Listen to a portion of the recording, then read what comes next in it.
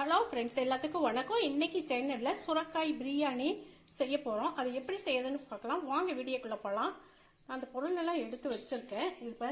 இது மாதிரி சுரக்காய் வாங்கிக்கோங்க. இது நல்ல டேஸ்ட்டாக இருக்கும். இதில் சாம்பார் செஞ்சாலும் கடைஞ்சா கூட்டு பண்ணனா எது பண்ணாலும் இந்த குண்டு சுரக்காய் ரொம்ப நல்லா நீல சுரக்காயை விட ரொம்ப டேஸ்ட்டாக இருக்கும். இது நல்லா ஃப்ரெஷ்ஷாகவும் எனக்கு கிடச்சிச்சு.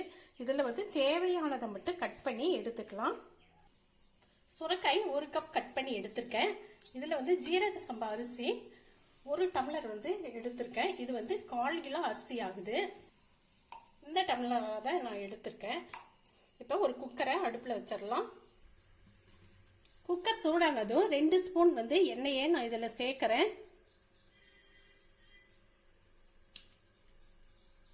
1 ஸ்பூன் நெய் சேர்க்குறேன். நீங்கள் நெய்யே கூட சேர்க்கறதுனாலும் சேர்த்துக்கலாம். சூடாகட்டும். சூடானதும் சின்னதாக ஒரு பட்டை, 2 ஏலக்காய், கிராம்பு ஒரு 3, நட்சத்திர பூவு, கல்பாசி 1 இதில் நான் சேர்க்குறேன்.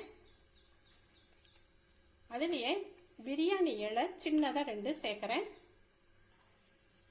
சோம்பு 1/2 டீஸ்பூன் சேர்க்குறேன்.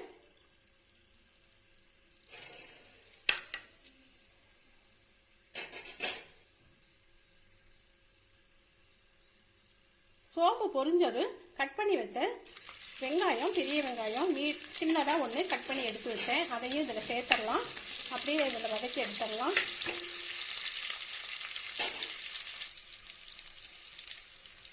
பச்சை மிளகாய் 2 இதில் சேர்க்குறேன்.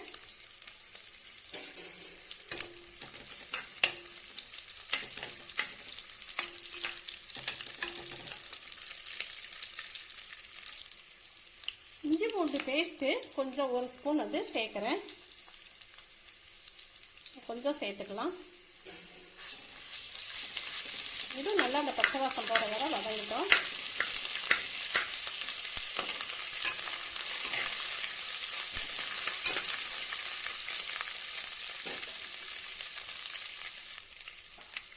ஒரு தக்காளி பெருசாக கட் பண்ணி வச்சுருக்கேன். இதையும் இதில் சேர்த்துடலாம். இதுவும் நல்லா வதங்கட்டும்.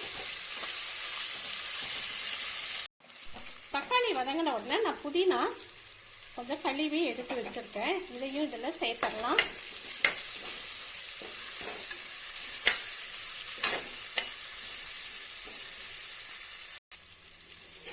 அடுத்து தயிர் ஒரு 2 ஸ்பூன் சேர்த்துருக்கேன். இதையும் இதில் சேர்த்துடலாம்.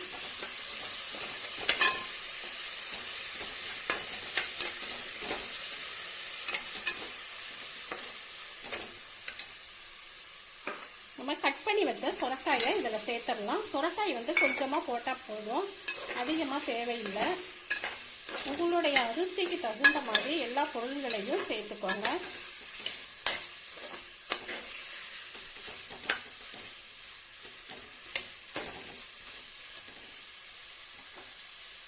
பட்டாணி ஒரு 1/4 கப் ஊற வச்சு வச்சுருந்தேன். இதையும் இதில் சேர்த்துடலாம். பட்டாணி இல்லைன்னா காய் மட்டும் கூட சேர்த்து செய்யலாம்.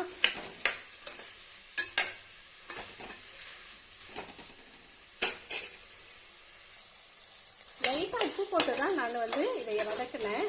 இதுலேயே கொஞ்சம் வெந்திருக்கும். கழுவி கட் பண்ணி வச்ச மல்லி இலையை நான் சேர்க்குறேன்.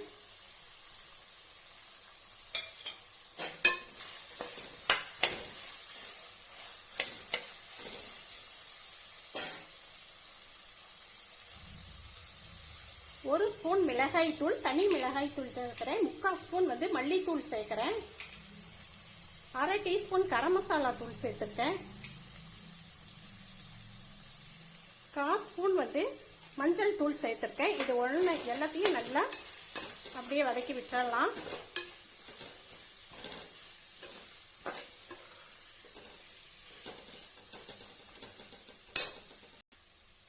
எல்லாம் நல்லா வதங்கிருச்சு. வதங்கின பின்னாடி 1 டம்ளர் அரிசி எடுத்தேன். 1/2 டம்ளர் தண்ணி இதில் சேர்த்துக்கலாம்.